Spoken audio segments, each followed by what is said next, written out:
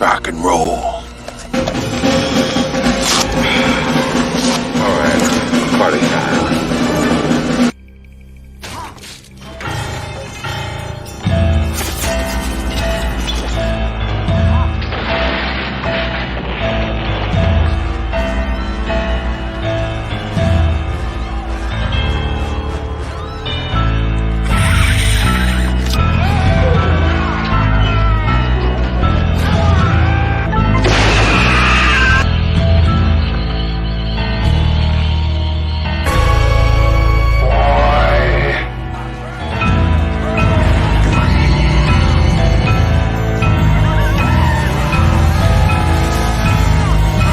Godzilla says that I should learn to fight my own battles, no.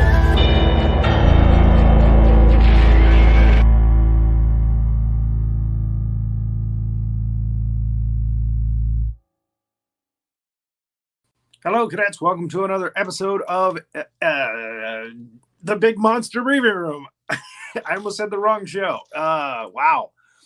So anyway... Let me bring up my able-bodied assistant, Major Millie Hazzard, to help me recover. You can recover. It's all right. Don't worry about it, General. You look wonderful. You sound wonderful. Where's your peach tea? Yes, I have my peach tea here. It's all ready. Okay, so we're all ready. Look, he's got a flat top, just like Frankenstein. Of course, it's absolutely. It's so apropos, and we have our expert here. We got Jaime here. She knows everything about Frankenstein. She's going to tell us all kinds of intel on him, right? We hope so. Yes, usually she does. So let's go ahead and bring her up. A trove of knowledge about. She knows everything about Frankenstein. A trove of knowledge. A treasure trove. A literal trove of knowledge. Absolutely, and she's beautiful on top of it. A beautiful girl. Wonderful personality. It's always such a pleasure to have her here, isn't it? Indeed. That Absolutely. is true. Do you want me to bring her up now? So that's why we like it when we do Franken films. Franken training films. Well, let's bring Jaime up then. Let's see what she's got to say. What do you think? Please do. This is not the original Frankenstein film. That was done by Edison way back in the day, like what, 1910. But this is probably considered to be the definitive Frankenstein movie, and it's the original with Boris Karloff from 1931, the Universal's first take on the Frankenstein monster. Yeah, One of my it's not actually particularly faithful to the novel either. The kind of Hollywood it is, you know. But again, a very entertaining, free-flowing story version of Frankenstein. Yeah. Yep. Now, you've been on the show before, and we've talked about, a lot of people say, well, should you call the monster Frankenstein, or should you call it the monster? The Frankenstein is the doctor. But we have mentioned many times before that in being created by Dr. Frankenstein, he can take on his creator's name and hence be known as Frankenstein. Yeah, that's my personal opinion. It's my personal opinion, but if people want to call him Frankenstein's monster, I don't get all mad about it. It's okay. I understand. There you go. And again, Karloff was definitely a great version of the monster when he was young. I've seen him in the makeup. He did a television show, Route 66, where he wore the makeup, and he looked very old. And again, Lon Chaney was in that episode, and he wore a lot of his makeups, like the Wolfman and the Mummy, and he was overweight and very old, and it just didn't look right. But it was nice to see them do the thing one more time, Okay, so we start the film, directed by James Whale, with actor Edward Von Sloan coming out from behind a curtain, and he's warning the crowd that this is a horrific movie. And again, back in 1931, yes, this was definitely considered horrific. By the way, our timeline is in color. I painstakingly colored each slide. I'm popped it in the timeline. So you are going to see this for the first time in color. And we're doing 3 classic films this month because it's Halloween month. We're doing Dracula next week. We're doing Frankenstein now. We did the Wolfman last week. So all Universal classics that were black and white, and we're colorizing them. We start off in a graveyard during a cemetery a funeral. Now, I mean, honestly, who puts a skeleton figure of death in their cemetery? I mean, not even as a joke. I mean, people would get rid of that, wouldn't they? They would take that out as soon as possible. I would think so, but me with my wicked sense of humor, I would probably watching over your funeral. Oh, by the way, and there's Death over there on the hill. He just came because he decided to stick around for a while. Yeah, exactly.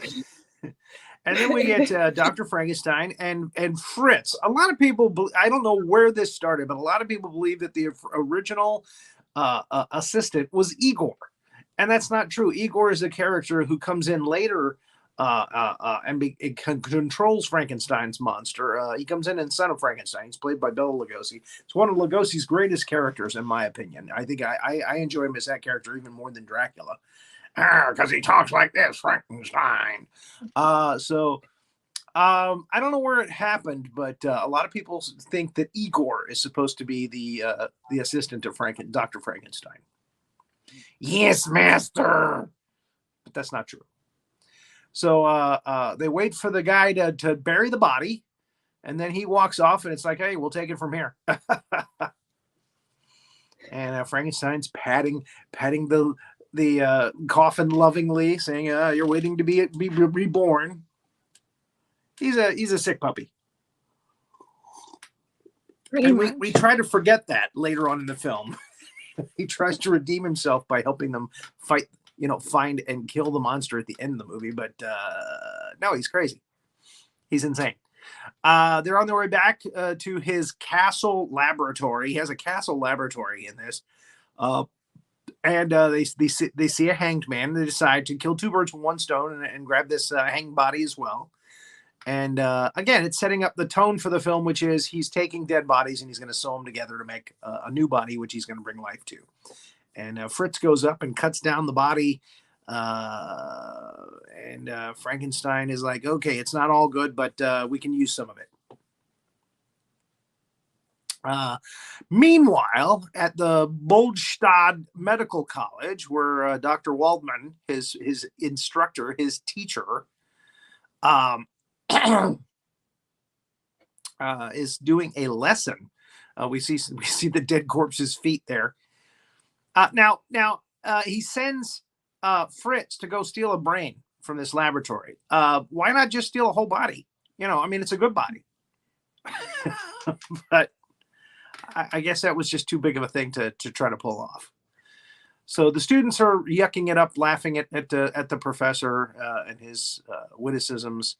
And when the class is over, Fritz jumps in the window very easily. But he's jumpy. He's kind of jittery. There is a skeleton hanging in the center of the room, and he bumps into it. He's he's obviously very jittery, and he ends up dropping the normal brain. And I love young Frankenstein's takeoff on this, the normal and abnormal brain. Like when again, it's Igor or Igor. When Igor points to the normal brain and nods to the camera. And then he calls it Abby Normal later, the brain. Abby something. Abby Normal. So he ends up taking the abnormal brain, as we all know. I mean, that's what makes this story move forward. I have to wonder, though, what Frankenstein's monster, it probably wouldn't have been a monster if he'd have gotten the normal brain. And we'll talk about that at the end of the timeline. So, very lavish sets in this. I mean, this was a big budget picture at the time. When Carl LeMay was heading up Universal Studios, Carl LeMay Jr., I should say, the son, he was putting big money into the original monster Universal monster films. But when the censors in England caused them to stop making monster movies a few years later, and they started making them again in 1939, they decided to go small budget. They were using small budgets for those films after that. So 1939 on through the 40s, the budgets weren't that great. The films look good still, a lot in many cases, but the budgets were a lot smaller. So now this guy, I can never remember his name. I should have written it down. This guy, the only reason he is in this movie is because he wants Elizabeth. There's no doubt in my mind. He is only there because he wants to scope Elizabeth away from Dr. Frankenstein, away from Henry Frankenstein. So, and he's throughout this whole movie, he's like, "You're crazy, yeah, Elizabeth, come on." He's just trying to sweep her away from all of this. So anyway, they're worried about it's not Victor, it's Henry Frankenstein in this, right? There's Victor Frankenstein is what his name's supposed to be, but he's called Henry Frankenstein in this. They're worried about Henry. They go to his teacher, Dr. Waldman, and say, "Hey, can you help us get through to him? He won't talk to us. He says he's busy doing his work. He doesn't want us to bother him." He's like, "Well, he's not my student anymore." But okay, all right, I'll help you out because I'm curious. I'm curious to know what he's working on. There's a very nice matte painting of Frankenstein's laboratory castle. I mean, he has a nice mansion. Don't get me wrong, but the laboratory is also. I mean, it's a castle. And so they're practicing. Or they're getting their stuff ready for the big, jolt of electricity. There's a storm coming. And Frankenstein's busy doing his thing, getting ready. And Fritz, of course, is up top, making sure that all the electricity is going to go to the body when it goes up through the ceiling. And we see the monster for the first time, wrapped up in bandages. And then Fritz comes down. Fritz is played by Dwight Frye, who also played Renfield in the original Dracula in 1931.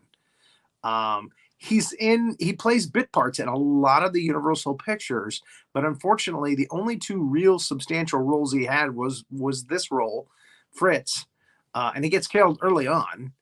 He plays another assistant to Dr. Pretorius in Bride of Frankenstein. And Renfield was actually probably his best character, the most lines.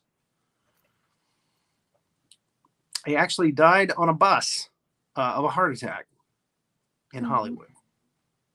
It's awful. Yeah. So these are the famous Frankenstein monster, or the famous Frankenstein gadgets and stuff that's in the laboratory. And they're used in almost all of the Frankenstein movies. They hire them. They rented them from the same guy. And then Elizabeth and the other guy and Dr. Waldman show up. Perfect timing, right in time for the experiment. Exactly. And Henry is annoyed. He's like, "Hey, please go away. I'm going to do an important experiment now, please." But it's hard to say no to that face. And he says, "This is the guy that actually gets him in the room." He says, "You're crazy." And Henry turns on him and goes, "Oh, crazy am I? You think I'm crazy?" He goes, "Follow me." And he actually gets him in the room because he's going to show him what he's up to. He's going to create life from death.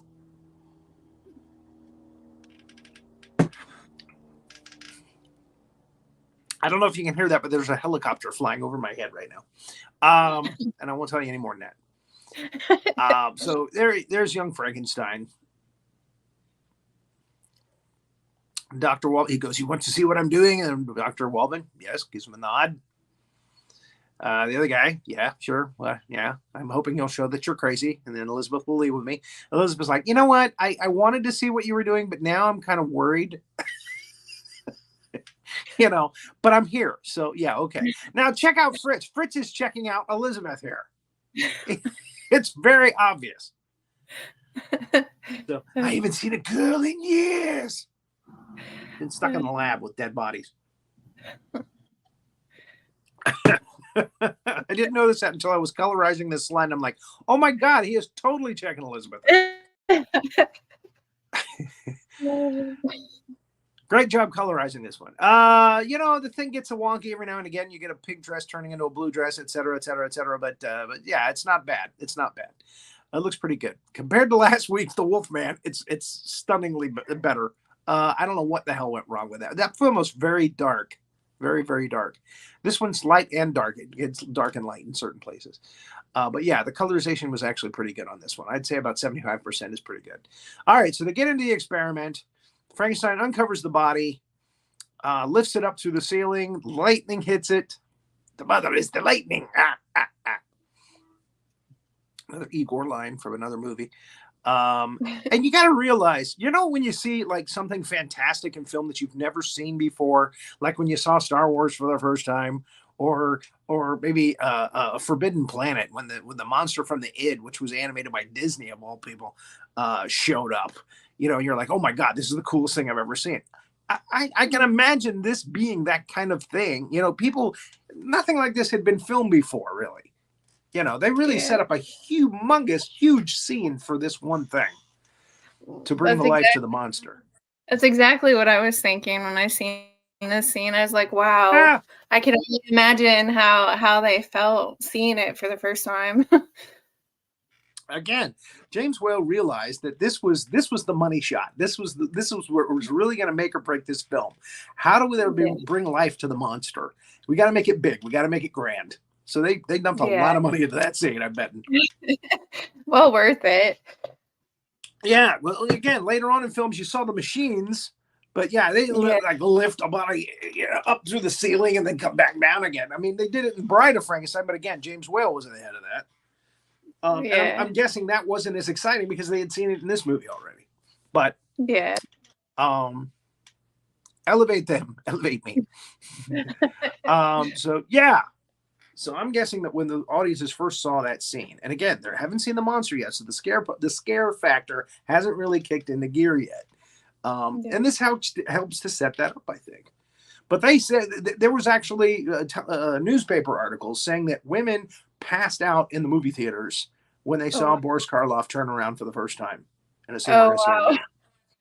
Wow. Yeah, he was so horrific. There's nothing ever like that in film before. With the flat head and the scars and even in black and white, the way Whale shot it, it scared women so bad they went screaming out of the theater or it passed right out in the aisles. Oh wow.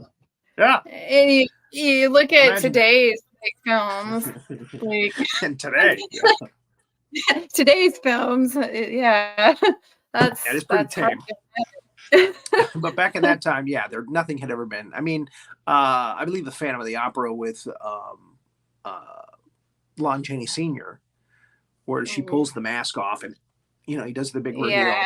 That was another one where the people were like screaming out of the theater and passing out and going nuts. So that's why Universal Carl LeMay Jr. wanted to continue that. He wanted to continue the scares, the monsters, in the movies. So, but unfortunately for him, Chaney Sr., passed away early on. Yeah.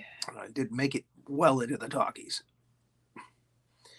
All right, so up through the ceiling it goes, down it comes. Fritz kind of looks like Mr. Hyde. You think about it. I mean, it kind of looks like Mr. Hyde. Now this guy, he's like, hold me. He's got sparks flying down on him. He's like, oh, he's kind of a waste. Anyway, he looks to me like George Clooney in Oh Brother, Where Art Thou? Here. I don't know why. Yeah, it strikes me as my hair. He needs pomade. He's afraid his pomade is going to catch fire. Yeah. His hair oil. So yeah, I hate that guy. I don't know why. I just hate him. It's like you don't even need him in this. He's certainly not a friend to Henry. So okay, they bring it down, and we get the infamous scene where the hand starts to move, and it's alive, it's alive, it's alive, it's alive. He's crazy. He's nuts. So this is exactly what that friend wanted Elizabeth to see. We got a straitjacket here, folks. I know what it's like to be a god now. I created life. Uh-oh. So he's totally over the bed nuts, creepy, crazy. Right here. And you know, a little over the top. Waldman and the other guy are trying to keep him down. And of course, this is a guy who's been, hasn't gotten any sleep in a while, probably. So, all right, the next scene we have, they're talking to Baron Frankenstein, his father, Henry Frankenstein's father, who hasn't seen his son in a long time. They've got a wedding planned for him and Elizabeth. The town's waiting for it. They're like, hey, when is it going to happen? We want this. And he's all, and then the Burgermeister shows up, and he's no help. So then the friend's like, well, hey, why don't we go out and see him? Why don't we go out to his laboratory and we'll go talk to him? No, actually, that didn't happen. But he definitely doesn't stop the father, Baron Frankenstein, from wanting to do that.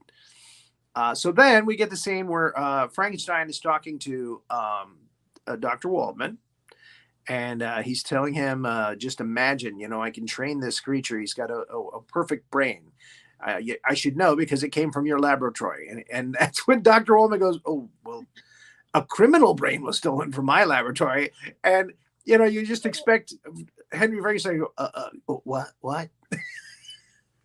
And he kind of does that with his face, but he doesn't actually do a spit take or anything. Criminal brain, Fritz. Because the monster shows up. Karloff shows up. And this is the big reveal when we first see him. He turns around slowly. And by the way, the colorization program, it's skin color for any skin tone for anything, including a monster who's supposed to be green. So we get the monster in skin tone. This happened when we did Bride of Frankenstein. Handsome fellow there. And Frankenstein meets the Wolfman. He came out skin color. Now, you'll probably notice that there's kind of a depression in his cheek, which later became like a beauty mark on the other actors that played the Frankenstein monster. Here's why. Karloff had a false plate on the bottom right cheek, and he pulled out his false teeth on the bottom.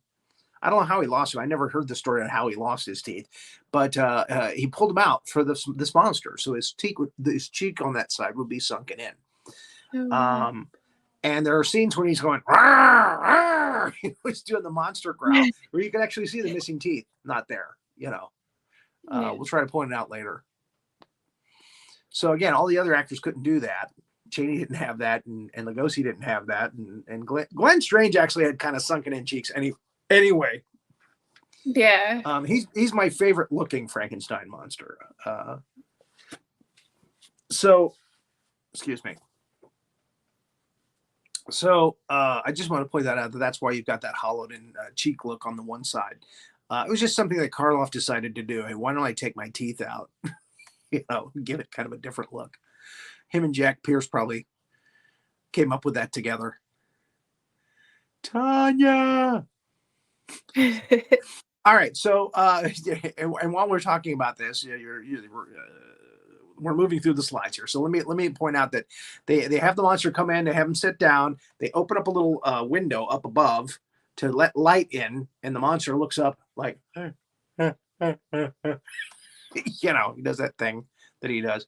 Bela Lugosi was offered this role first because Dracula came first, and they were going to make him the Universal Horror monster. They were going to make him the movie monster guy.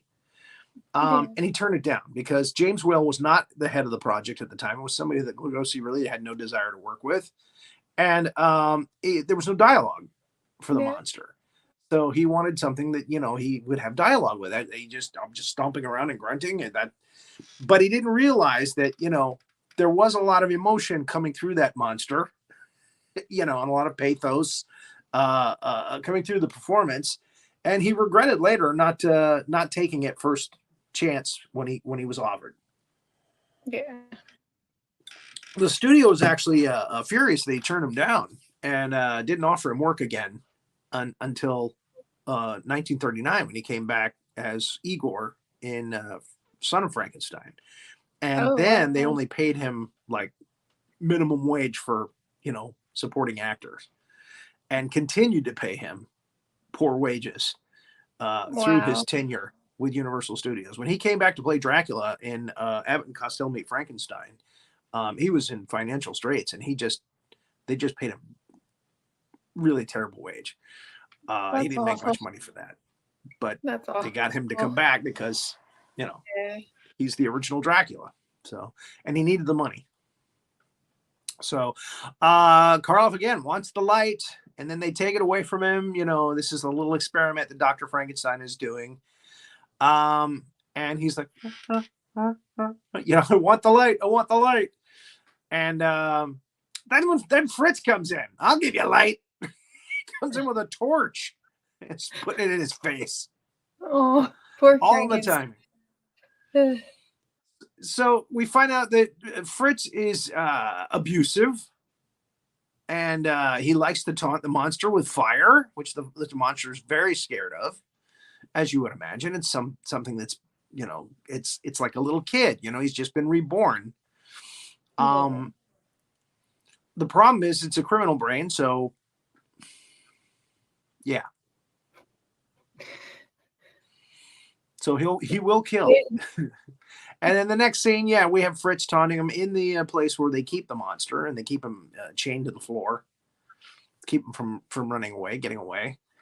And you just see Fritz getting too close to him several times, and you know what's going to happen. And Tanya's here, and John and her are starting a conversation. How nice. So we get the reaction shot of the two at the table, the doctors together.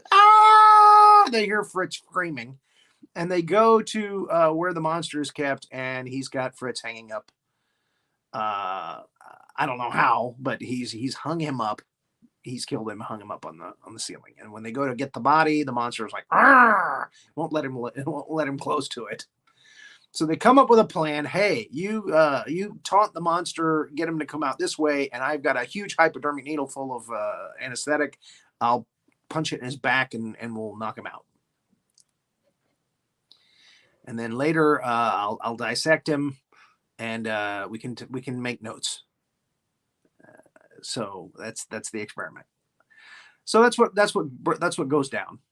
But the monster actually does almost kill Dr. Frankenstein because it takes a while for the anesthetic to take effect. And we get the wonderful. I don't know what's going on, but I think I'm going to go to sleep now. Stop distracting the general.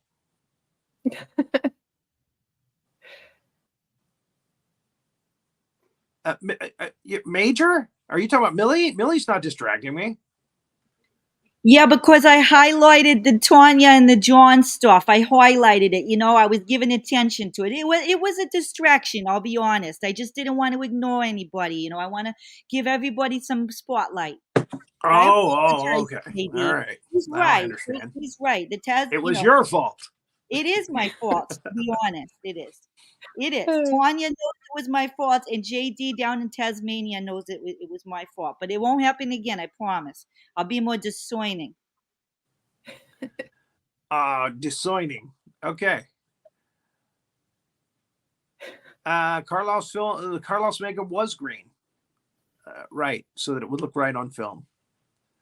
And that's the color of dead flesh, right? Right? I don't know.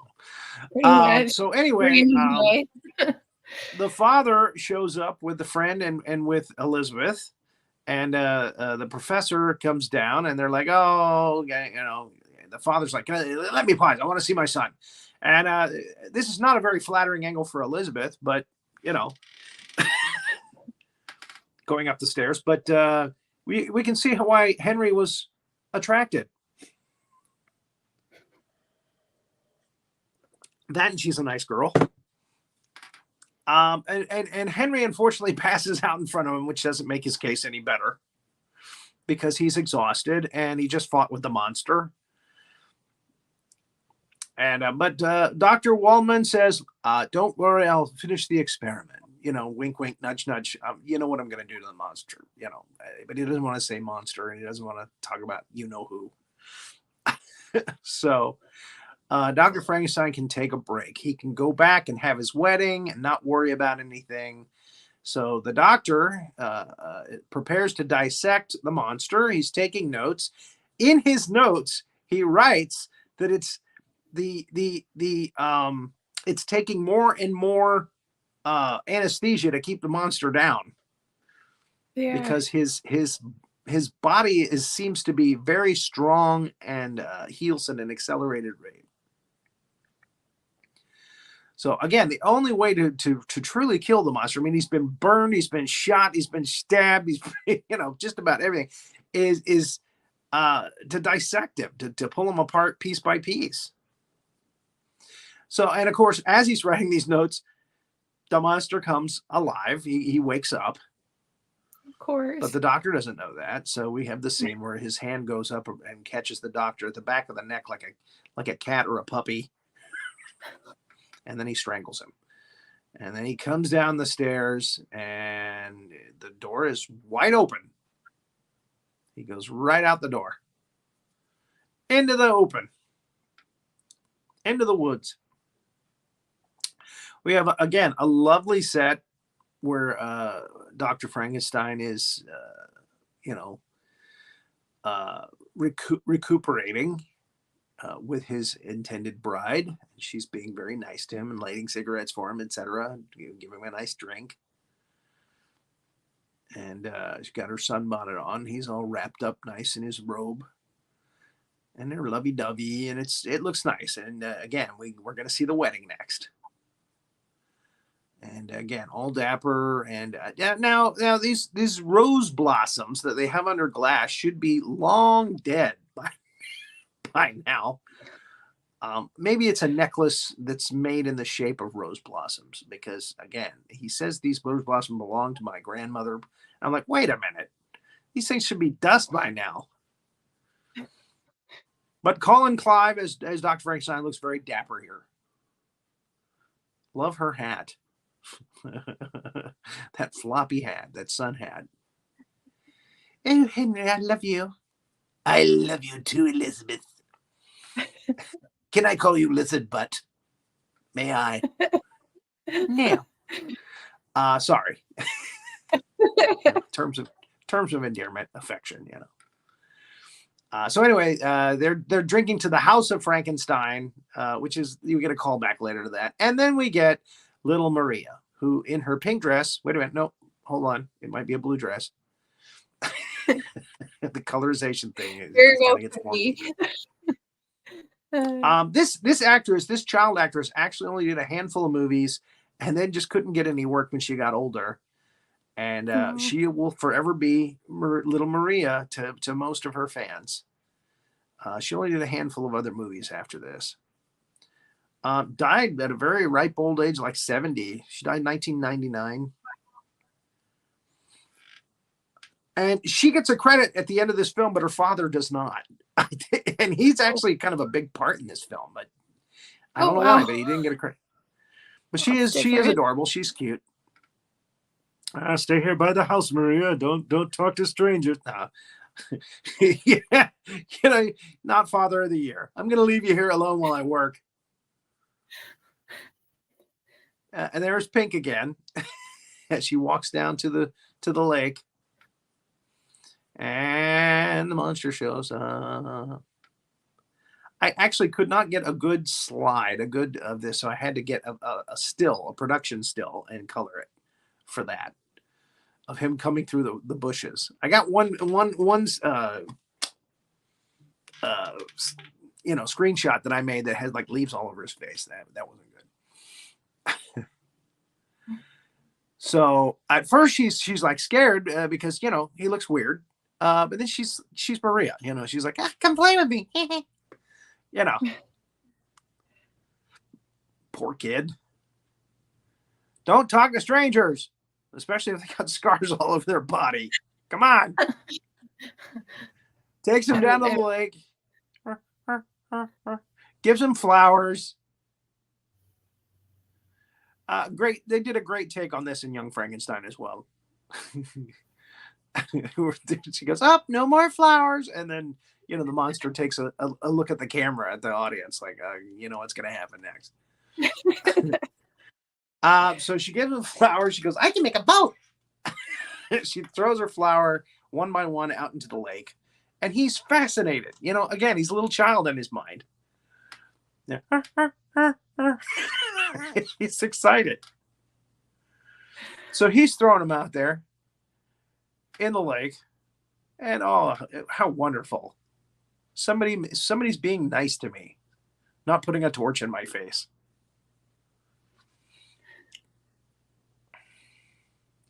So again, he's doing it too, and he's having fun, and he's laughing it up with her, and they're having a good time. And then the flowers run out. Yep. There comes trouble. Now this scene, here's the take. Oh, no more. And ironically, the colorization makes his suit look red here. Yeah.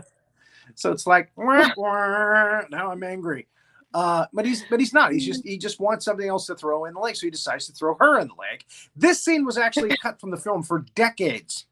And actually, they just put it back in, showing her actually tossing her in the lake. And again, it's one of those situations like, how they say, oh, my father wanted to teach me how to swim, so he threw me in a lake.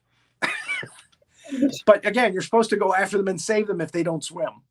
If they can't swim. They don't learn how to swim. But no, he just turns around immediately and he's like, go. And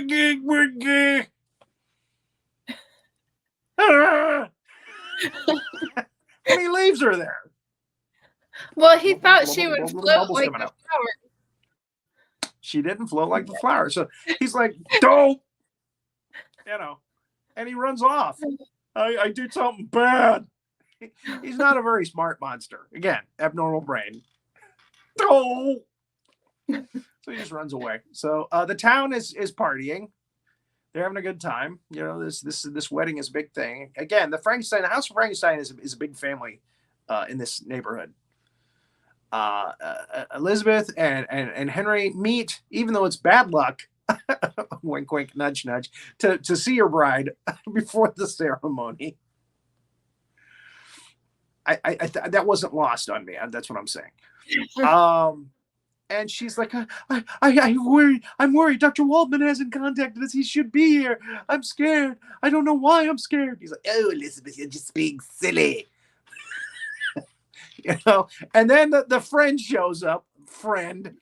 Dr. Waldman's dead. And the monsters escaped. So yeah, again, he comes into the wedding with all kinds of good news. They decide, and they hear the around the house. Oh, he's in the house. So they go and check the house. Of course, they go upstairs and leave Elizabeth alone.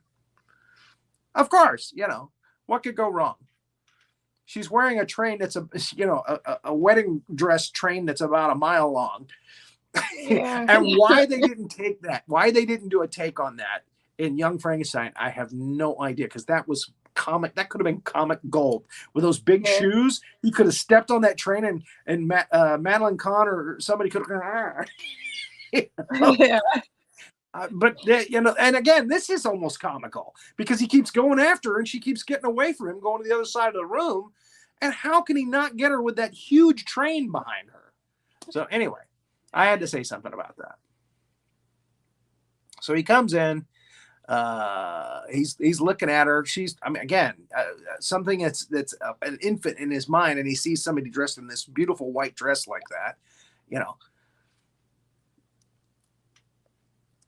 Now, in the book Frankenstein, there's been some time between when he leaves the lab and when he gets to the wedding. When the wedding happens, it happens a long time later, and he actually gets to learn the monster, and he starts to get revenge, you know, in his mind for Dr. Frankenstein. He wants to kill his bride. So, and I'm not going to go any further than that.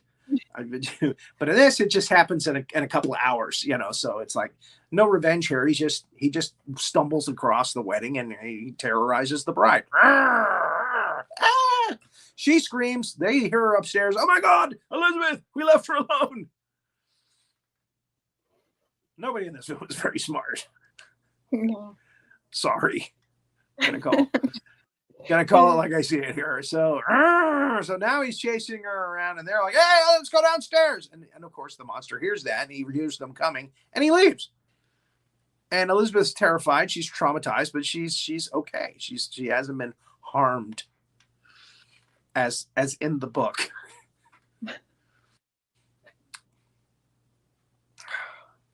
And you get more of a picture of what happens when you watch the Robert De Niro Frankenstein with Kenneth Branagh as Dr. Frankenstein. I should call it the Kenneth Branagh Frankenstein because I mean he's the one that helmed it. But when you think of that movie, you think of I'm a monster.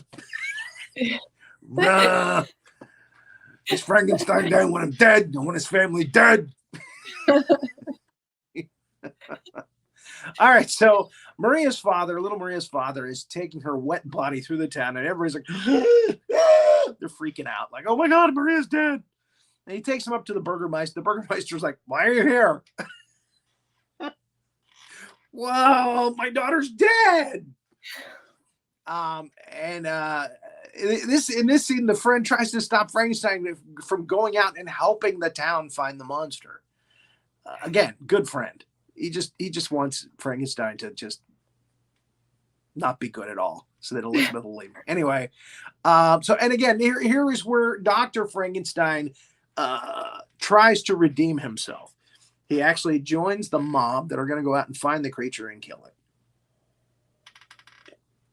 So the Burgermeister rallies them all up. He actually looks like the Burgermeister from the Year Without a Santa Claus. No, is it?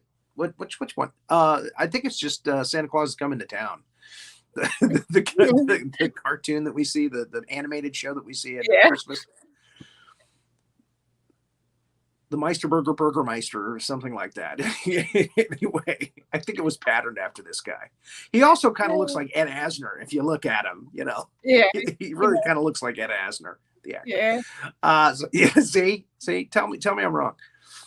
So Maria's father takes one side of the crowd, and Frankenstein takes another side of the crowd. The Burgermeister takes the middle of the crowd. They're split up into three groups, and they're going to go different roads, different paths into the woods and the mountains surrounding the town. That's what they're going to do. So there they go. Torches lit. Now, here's the thing. I guess Maria was killed somewhere in the middle of the afternoon, and now it's late afternoon. It's becoming night. It's becoming evening. That's my guess. So I guess it was going to be a middle of the afternoon wedding or later afternoon wedding, because it's getting dark now. I think of these things when I watch these films. Like, why did they do it at night? Why didn't they show sundown? Why? It's just like, okay, now it's day. Oh, now it's night. They got torches lit. So, and then I try to justify it somehow. So, all right. So they're heading out of town to that path, that fork in the road. And there it is. Then they all split up and start heading off in different directions. And they've got the dog. They got the dogs. The dogs don't do a very good job of tracking down the monster, though. So Frankenstein goes up into the mountains, out by the old mill, which conveniently pops up out of nowhere. And they got dogs, and the monster's like, "Arr, arr," looking down the mountain. He doesn't like it that they're coming after him, naturally. But the dogs don't get to him right away. Somebody does, because he gets knocked down by the monster, and Frankenstein finds him and like, come help this man. Again, trying to redeem himself, trying to make himself good again, even though he's the guy that unleashed this beast on the whole town. Yeah. Which we are reminded of in Bride of Frankenstein, and later even more so in Son of Frankenstein. Son of Frankenstein, they don't even want him coming to town. They just hate him. You have brought a blight on this town. So the monster is watching, and he's stalking, and he finds his creator. And he knows that Dr. Frankenstein is bad. Because he's anesthetized him. He's waved a torch at him. So now he doesn't like his creator. So they fight. And of course, Dr. Frankenstein, who's exhausted and, is barely recovering, is no match for a giant hulking beast that he's created, who can, in later movies, knock down, gates and doors and walls. The thing's a brute. He's a beast. So he grabs Frankenstein and runs for the old mill. I guess that's where he was staying. That's the best I can come up with in my mind. He was probably hiding out in the old mill anyway. And the dogs are after him. So the people, it leads the people to the mill. He takes the doctor upstairs into the mill, puts him on the floor, looks out the windows, watching the people, and then he sees him try to get up off the ground. Arr, arr! Now you can see there in this slide the missing teeth. Yeah. Yeah. On the left-hand side. So again, there he is trying to get up off the floor. Arr! No, this slide. This is the slide that shows it better. Arr!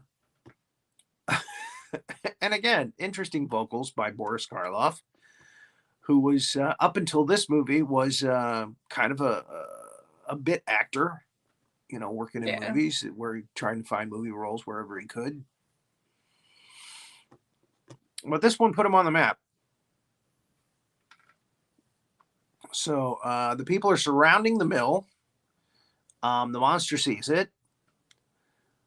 And he's got Frankenstein, Dr. Frankenstein, with him, so he's okay. He's got a hostage, but he gets angry and decides to throw the doctor over the side of the top of the mill, and over he goes. Whoops. Yeah. And the doctor hits the windmill coming up and around, and then he drops off of that onto the ground, probably breaking many, many bones. So now the monster doesn't have a hostage. So he's the one trump card that he had, he just threw it away. And you could see it in his face. Oh, there. See that face? That is the face of a monster who realizes, I just threw away my hostage. So as long as the neck is not broken, they can use the brain, right? Well, again, abnormal brain. That's abnormal thinking there. Gulp. So naturally, the next thing you would want to do as a townsperson is to burn the fully functional windmill for your town. Is to set it on fire and burn it down to the ground. We can build another windmill, right? It'll only take a couple of months. No big deal. So, I mean, if 50 guys had rushed inside, they probably could have, tackled the monster. He's a superhuman brute, understood. But they decide, no, let's just torch the place. That'll be fun. So a big beam finally comes down and pins the monster down to the ground. Fire around him, and the place goes up like, you know, like a trailer park trailer. It goes up pretty fast. I'm sorry to people who live in trailers and trailer parks. I'm sorry, they go up real fast.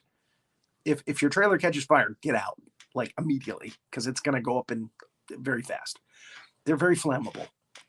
And so is this, obviously, this windmill, very flammable. All right, so we actually see Henry Frankenstein in a bed as his father comes out of the room. So he must still be alive, right? It seems to be a big question mark at the beginning of the next film, Bride of Frankenstein. It's like, he must be dead. And then, oh, wait a minute, he's alive. So, and again, we don't have Baron Frankenstein in that movie for some reason. He's gone. And it only happens like that night. I mean, it's supposed to happen hours after. Anyway, a lot of questions. She's a completely different actress. She's got dark hair, Elizabeth, instead of blonde hair. So she obviously dyed her hair. She was dyeing her hair and putting extensions on when he was at the mill with the monster burning up. So I'm pointing out stuff that's really bad. I shouldn't do that. I just continuity. I hate the fact that Universal doesn't really care about continuity. Yeah, that really upsets me that they really mess with continuity in these films. So so the Frankenstein, we end the movie with a callback to the House of Frankenstein. They're drinking to the House of Frankenstein, and the end card says it's a Universal picture. Like we didn't know that. You know, at the beginning it says Universal. Just think it's a Universal picture. So I just think that's kind of pretentious, but anyway. And we get the card with all the people on it, the cast card again. And again, poor Maria's dad. It says Little Maria at the bottom. Poor Maria's dad didn't get a credit. And it says a cast worth repeating on it. And the only reason they did this was because Boris Karloff was not listed on the beginning. It was a question mark. It said the monster, and then it says question mark. And at the end, you see it's Boris Karloff. Yeah. So that's the only reason that they did that. So, and May Clark, the guy's name was Victor. Oh, that's right, Victor Moritz. Victor Moritz is the friend, played by John Bowles with his little pencil-thin mustache. I thought that was that his name was Victor, and then Frankenstein in this was not Victor. So I'm like, why would you do that? Why not name him Henry Moritz? And keep him Victor Frankenstein. Right? That would make sense, right? Yeah. That's kind of where my mind went. James Whale. So Dr. Henry Frankenstein, and his son is Wolf Frankenstein. So now, what if Frankenstein got a good brain, had plastic surgery, and got a better wardrobe? I did a little AI for this. I thought this would be amusing to see what the Frankenstein monster would look like. If he was in modern time, if he had, gotten the good brain, got plastic surgery. He's a hottie, he's a hunk. That's what Frankenstein would look like if he had gotten the proper plastic surgery, got his head rounded out a little more. But then it wouldn't make a story. Better fashion. But no, you put the Karloff monster face into AI, and it gives you this, which is hysterical. So let's move on to the next slide. Let's show the hunky Frankenstein of today. No. There it is. Oh no. What do you think, Major Hazzard? He's absolutely adorable. He's desirable. Look, that's a CEO of a major corporation. He's just he looks intelligent. He looks adorable, handsome. What do you think? What do you think, Jamie? Well, I like the monster. I can't help it. She thinks he looks better as the monster. I think he looks better as a regular guy. I agree. He's much more hunky as a monster. Come on, look at him in the tuxedo. Come on. He's a handsome guy. If that guy was going around making noises, like people wouldn't be scared of him, so it wouldn't make a good storyline. Well, and that's the whole point here, is he could have had a normal life if, he had just gotten to the right surgeons and Maybe his skin would have been green. I don't know. That would have been weird. He could have become friends with the Hulk, I guess. All right, next slide. Yeah, let's see. Long hair, cover up that flat cranium. GQ magazine there. Flat top and Dick Tracy. Flat top and Dick Tracy was the Frankenstein one. He would even be celebrate Halloween, I think. Well, see there we like go. Kevin Bacon on the left. The one with the jack-o'-lantern is a little bit more appealing.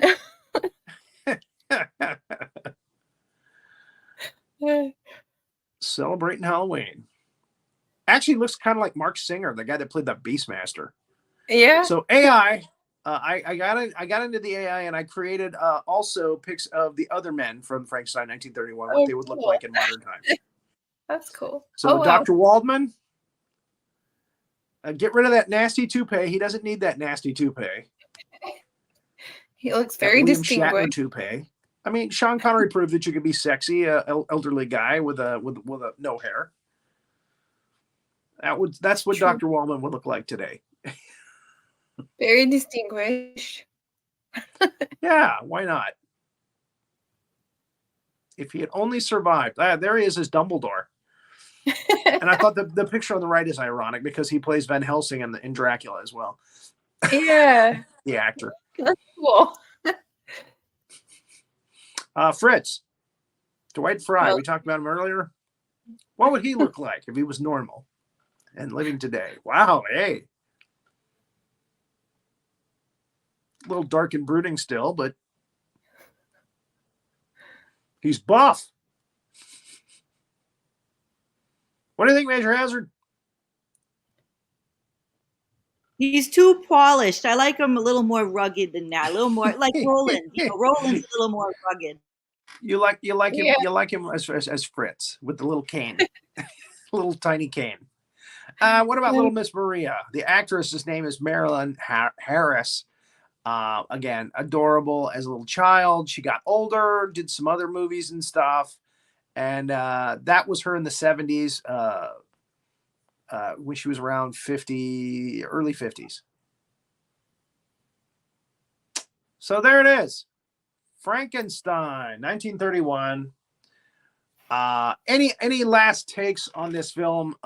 James Whale, Boris Karloff, Dwight Fry. Anything else that you'd like to add at this point about this training film? It's iconic. I think that even though it was made and, released in 1931, the magic's still there. I still, when I watch it, I'm like, wow, that's incredible. I still sense the magic of, the motion pictures. And Boris Karloff by far is my favorite Frankenstein because I love the iconic look that he has for Frankenstein. So he's personally my favorite. He definitely made it his own. That's for sure. Again, taking the teeth out, and I think he probably. I don't remember him ever reading anywhere that he ever complained about all the time he had to stay in the chair while Jack Pierce worked on him. Other actors did. Yeah. Which led to Pierce actually being replaced later on in the 40s, the mid 40s. Pierce was actually on his episode of what was the show in the 50s that they did to pay homage to actors? It's killing me. And they give them the book of their life, and they bring in old people from their past and stuff. Darn, I'm having a mind blank. But Jack Pierce actually came on that show, and Karloff was actually very happy to see him. And this was again years after Jack Pierce, had to leave Universal Studios. So, there's so many great actors who have played Frankenstein or Frankenstein's monster. I mean, there's several of Frankenstein's versions of Frankenstein that I like. Another one that comes to mind besides Boris Karloff is the Frankenstein, the person who played Frankenstein in the Penny Dreadful series, which I thought was really, really good. Oh, okay. Kinnear. Yeah. No. Yeah, Roy. Was it Roy Kinnear? Yeah, that might have been his father. His father was also an actor, a British actor. Yeah. Yeah. I can't remember the actor's name, but I thought that they did a good job with Frankenstein in that show series. And of course, I like Thank Eva you, Manuel. Green. This is your life. Thank you. There we go. This is your life. Boris Karloff, this is your life. Thank you, Manuel.